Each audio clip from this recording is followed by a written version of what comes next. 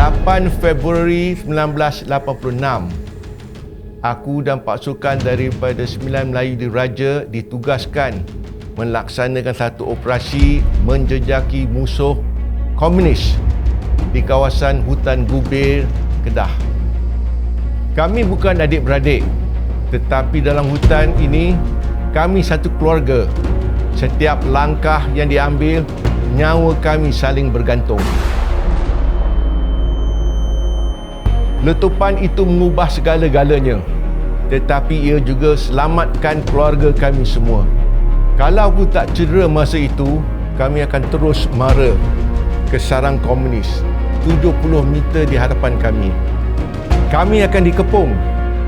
Mungkin tak seorang pun akan pulang. Kehilangan bukan pengakhiran. Aku masih keluarga kepada mereka. Masih anak watan yang berdiri untuk tanah air ini. Dulu aku di barisan hadapan. Hari ini giliran mereka pula.